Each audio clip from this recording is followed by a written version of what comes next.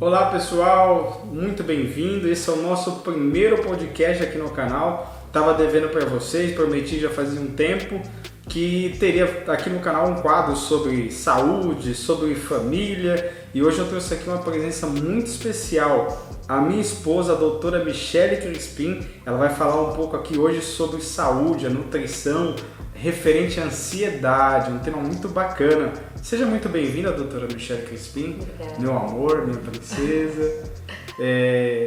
Seja bem-vinda. Obrigada.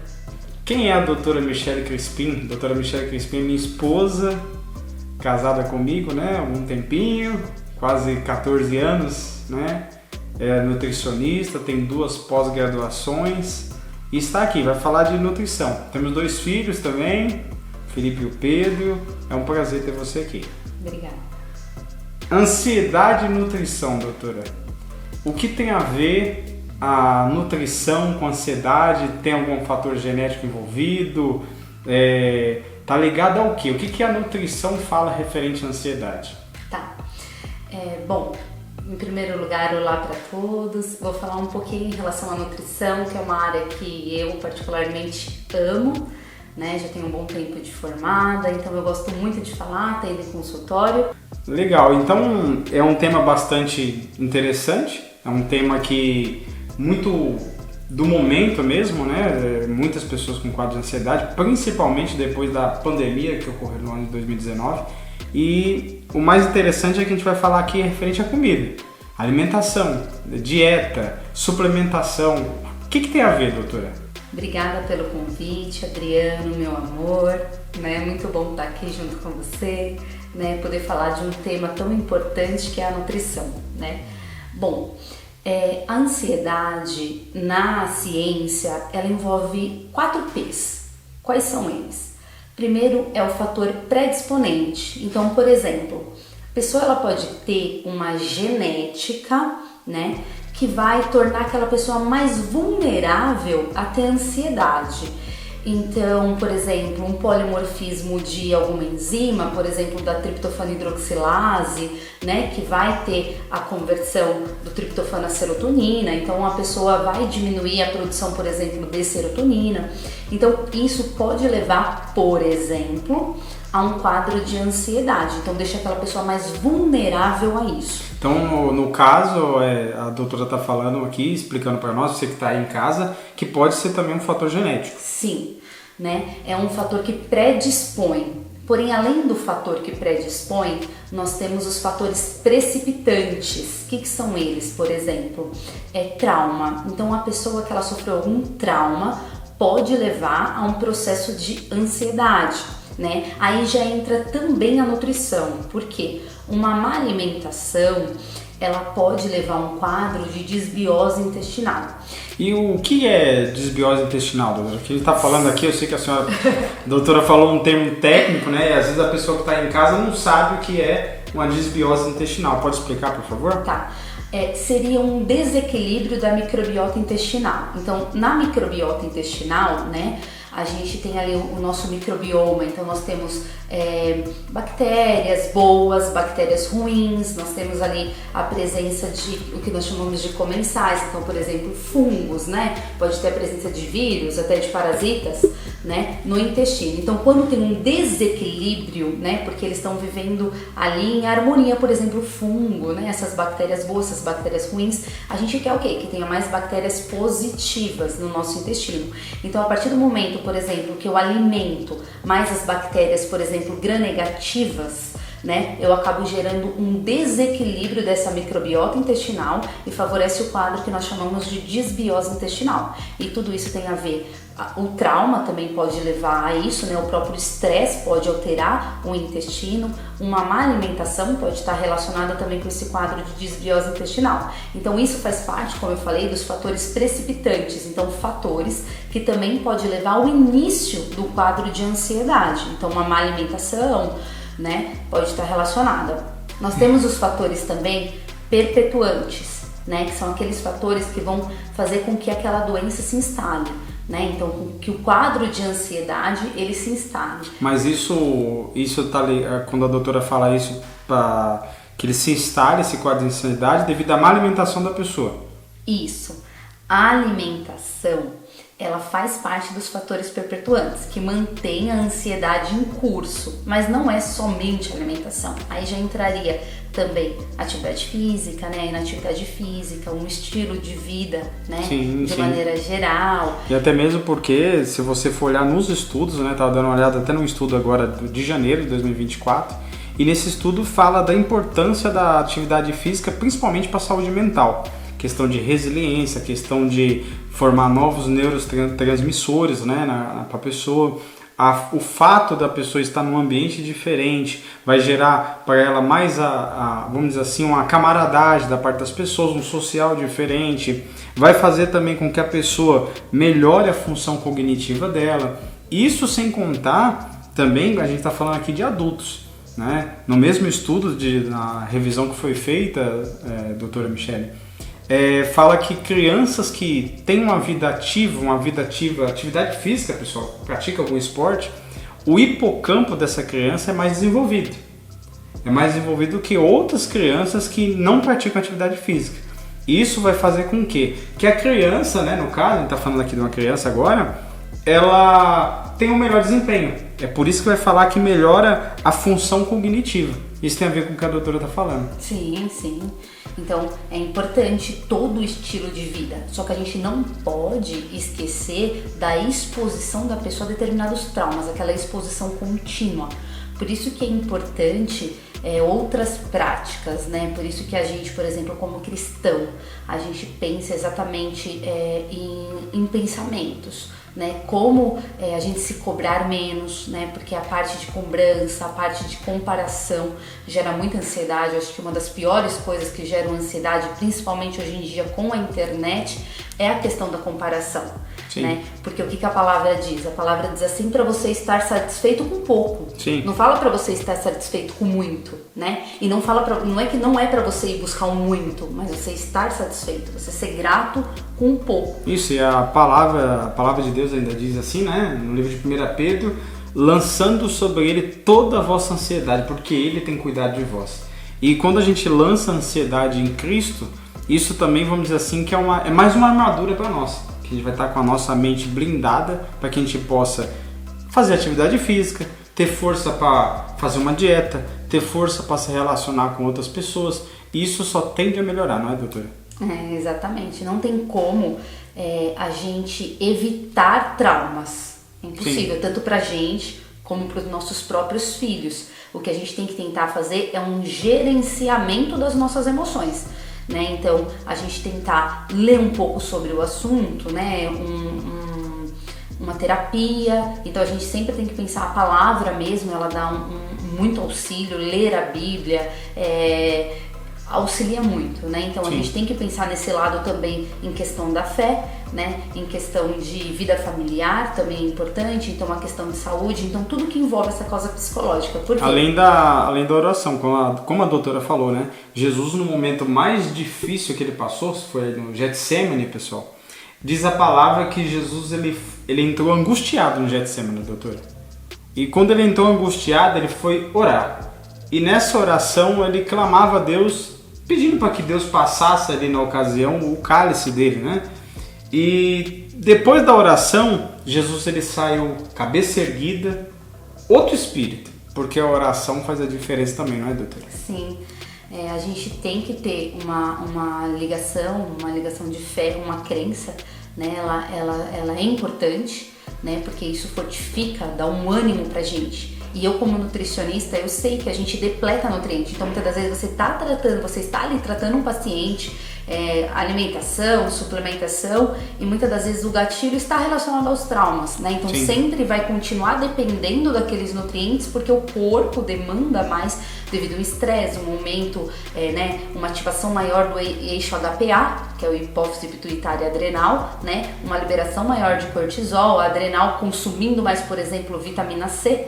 Então a gente sabe que que com o estresse a gente tem um consumo maior de nutriente, de zinco, enfim, superóxido de dismutase, então a gente acaba, é uma enzima antioxidante, né, de primeira linha de defesa no estresse, e ela é dependente de zinco, por exemplo. Sim. Então a gente sabe que no estresse pode o paciente apresentar uma queda de cabelo, unhas com pontinho branco. Então tem várias coisas que estão associadas quando a gente pensa no quadro de ansiedade.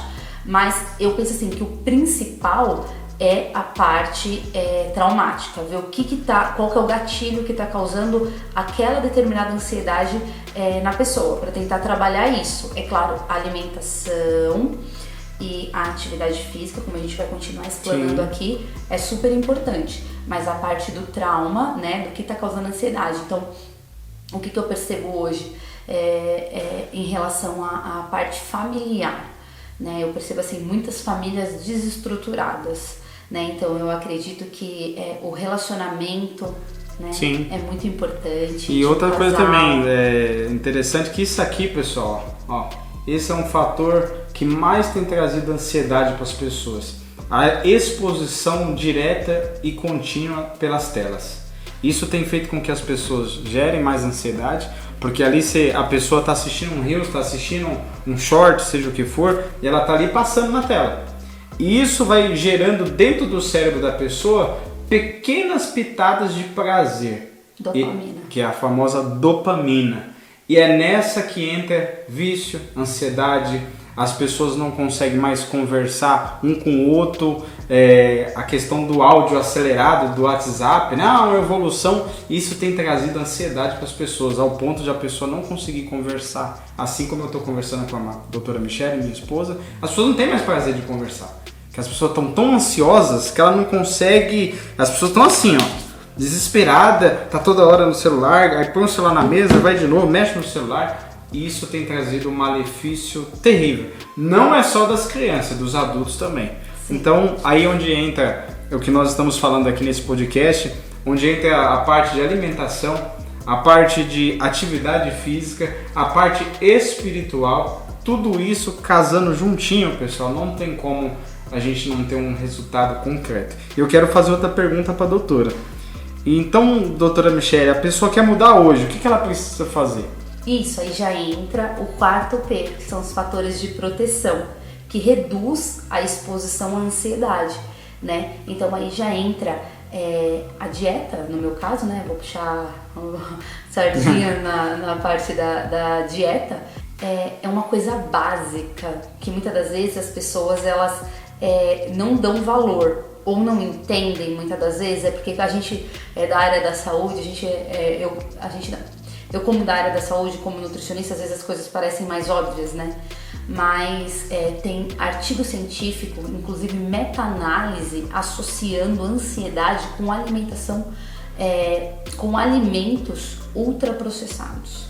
Isso é o que mais o pessoal consome. Então, quando a gente vai no supermercado mesmo, a gente vê ali no carrinho, as pessoas consomem muito alimentos ultraprocessados, que entraria como a dieta ocidental, né, que é uma alimentação rica em açúcares, gordura, sal, ácido graxo trans, gordura saturada, corantes, emulsificantes, aromatizantes, que eles agridem o intestino, né? Sim. E aí com isso tem a liberação de substâncias inflamatórias, que nós chamamos de citocinas inflamatórias, né? O aumento de citocinas inflamatórias no nosso corpo está relacionado na região cerebral com diminuição, por exemplo, da neurogênese, né? Então diminui BDNF, que é um fator neurotrófico derivado do cérebro, que ele está relacionado com neuroplasticidade, né? Então, para a gente poder ter novas conexões entre neurônios também, diminui essa conexão entre neurônios, né? As células da glia, que são o nosso próprio sistema imunológico cerebral, eles são sensíveis a essas citocinas inflamatórias, né? Então, a gente sabe que diminui a recaptação de glutamato, que é um neurotransmissor excitatório do cérebro, que vai gerar mais ansiedade. Sim. Então, quando a gente fala assim, eu percebo muito hoje, devido ao aumento do conhecimento, que é muito importante, as pessoas pessoas muito preocupadas em relação à suplementação. Eu amo suplementação, só que assim, a parte dietética, ela é a base, é Sim. como uma casa. Então o que acontece?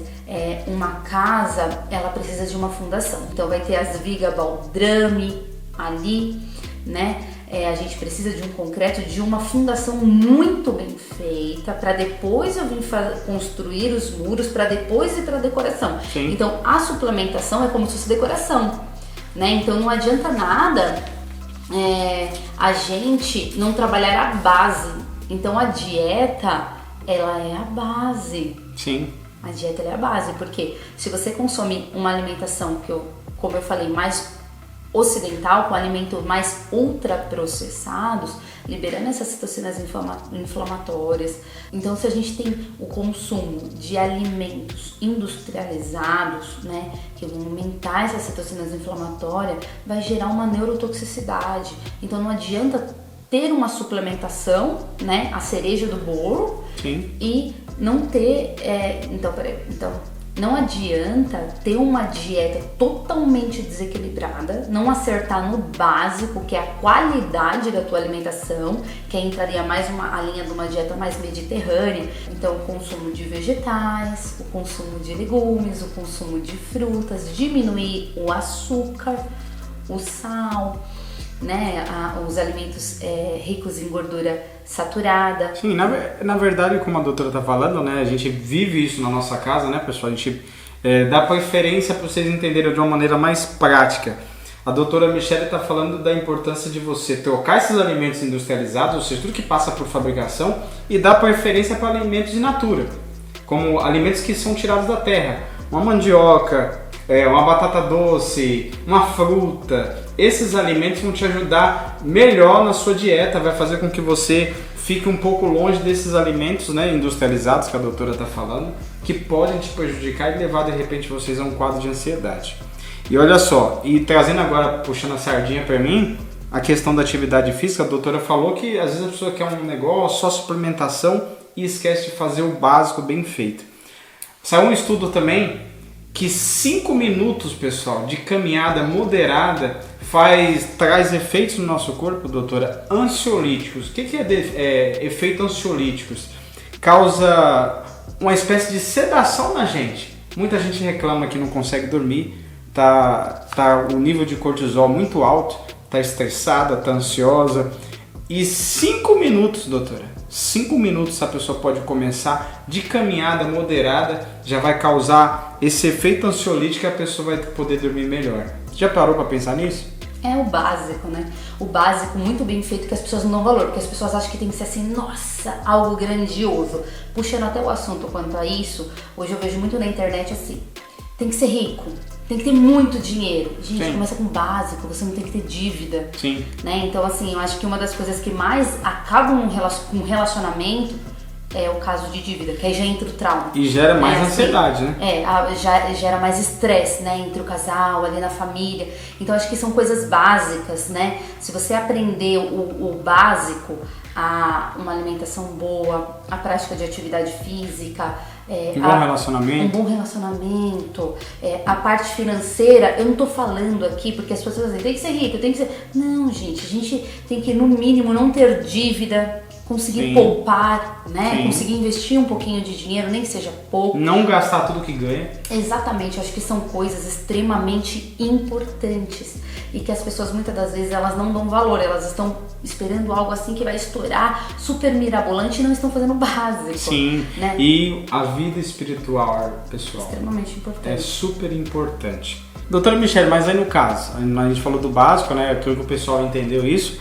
Ela precisa tomar alguma suplementação ou só dieta?